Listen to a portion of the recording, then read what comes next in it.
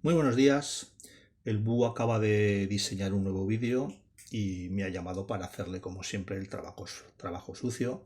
Ya sabéis que el trabajo intelectual es todo suyo siempre. Y vamos sobre la ley de Gay-Lussac, que es una ley, una de las tres leyes que tienen los gases, que se suele dar en tercero de la ESO. Se suele dar de forma cuantitativa en tercero de la ESO, en segundo se estudia de forma más cualitativa. Y vamos a explicarla a través de un ejemplo. Bien, recordad que teníamos la ley de Boyle, la ley de Charles y la tercera que se suele explicar es la ley de Gay-Lussac. Gay-Lussac era un científico francés, os he puesto aquí el nombre completo, Joseph-Louis Gay-Lussac, nacido y muerto en estos años de aquí. Y si tenéis interés en ver qué pinta tenía, pues amablemente os he subido una foto aquí. Veis qué majo, el zagal. Le Monsieur, perdón, que era francés, Le Monsieur.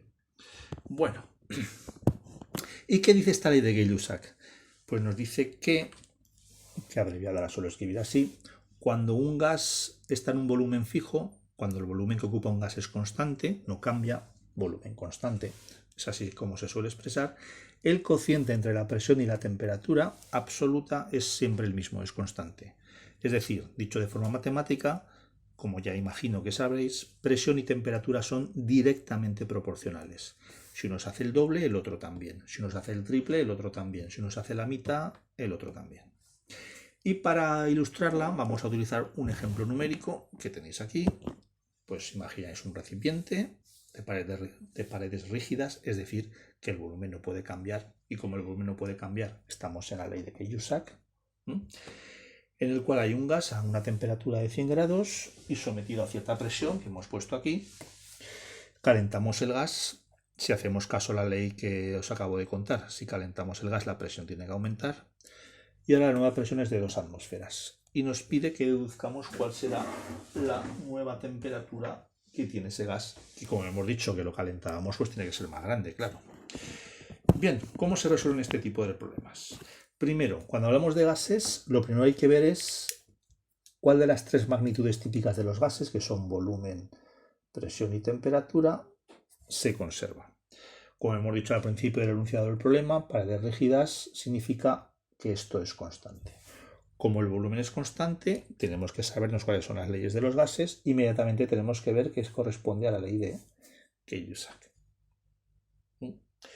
Pero esta ley de Gay-Lussac aplicada a ejercicios se suele poner de este modo. Así. Donde estos son la presión y la temperatura que tiene el gas al principio del ejercicio, inicialmente se produce un cambio de tal modo que tras ese cambio la presión cambia, llamamos P' la nueva presión, y la temperatura cambia, llamamos T' la nueva temperatura. ¿Correcto? Bueno, lo siguiente que voy a hacer no es necesario hacerlo como tal, pero viene muy bien a la hora de resolver estos ejercicios para, sobre todo al principio, cuando estamos aprendiendo, para tener las cosas claras, que es apuntarnos los datos del problema aquí, por ejemplo, a la derecha sin columna, que es como me gusta hacerlo a mí. Bien, vamos, entonces, un gas a 100 grados centígrados, es decir, la temperatura que tiene al principio, lo que hemos llamado T, son 100 grados centígrados. Y sometido a una presión de 800 milímetros de mercurio, más allá aquí un poco de tachoncito, 800 milímetros de mercurio, pues la presión que tenemos al principio es de 800 milímetros de mercurio. ¿Qué pasa si no hubiese dicho presión, sino simplemente que el gas está a 800 milímetros de mercurio? ¿Cómo sabríamos que eso es la presión y no es otra magnitud? Porque tenéis que saber, esto lo tenéis que saber también, lo siento, hay que estudiar algo, que la presión, una de las unidades de presión típicas son los milímetros de mercurio. Por eso si dice milímetros de mercurio, solamente se puede tratar de presión. Seguimos, calentamos el gas. De nuevo que su nueva presión es de 2 atmósferas, es decir, P', la presión que tiene después es de 2 atmósferas. Y nos piden que calculemos la nueva temperatura, lo que hemos llamado T', que yo suelo indicarlo pues igual, pues por ejemplo una interrogación aquí para saber qué es lo que desconocemos. O lo dejáis vacío, como queráis. Bien, ya estaría. Pues ahora veis, de estos 4 datos nos dan 3 y nos piden el cuarto. Pues esto quedaría como una ecuación con una incógnita. Pero cuidado, que esto es importante. Las unidades. La presión no tiene que estar en el sistema internacional. Por cierto, en el sistema internacional la presión son los bares, los pascales, pero se suelen utilizar muy poco. Se utilizan más estas dos unidades. Puedes utilizar la que queráis, pero las dos presiones en la misma unidad.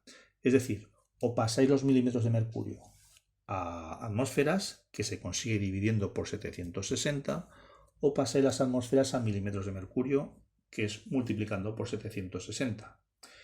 ¿Cuál es mejor? Indiferente. Las dos son perfectamente asumibles. Yo voy a hacer, por ejemplo, pasar esto a milímetros de mercurio, que es multiplicar por 760, que queda 1520 milímetros de mercurio. No hace falta que indiquéis la operación que hacéis, con que pongáis esta equivalencia suficiente. Y ahora ya tenemos estas dos iguales. Cuidado, un fallo. Esto está en grados centígrados, al resolver esto saldría en grados centígrados. Pero la temperatura no. La temperatura no podéis elegir la unidad. La temperatura siempre tiene que estar en Kelvin. No solo en estos problemas, sino en la gran mayoría de problemas de química y física que hagáis en el futuro, salvo alguna excepción muy concreta, la temperatura siempre tiene que estar en Kelvin. Así que estos grados hay que pasarlos a Kelvin. ¿Cómo se pasa de centígrados a Kelvin? Sumando 273. Por lo tanto, estos son 373 Kelvin. Y ahora ya sí. Ahora ya la que nos queda es simplemente matemática pura. Presión inicial, 800, partido por temperatura inicial, 373. Presión final, 1520. Temperatura final no la sé. Y ahora es despejar esta ecuación de aquí. No sé si sois muy duchos o no en matemáticas, generalmente os liáis. Cuando hay fracciones, lo aconsejable es multiplicar en cruz. Es decir, esto por esto, 800 por t, es igual a esto por esto, 373 por 1520. Y ahora ya sí, no, ahora ya despejar está chupado, lo que está multiplicando pasa dividiendo,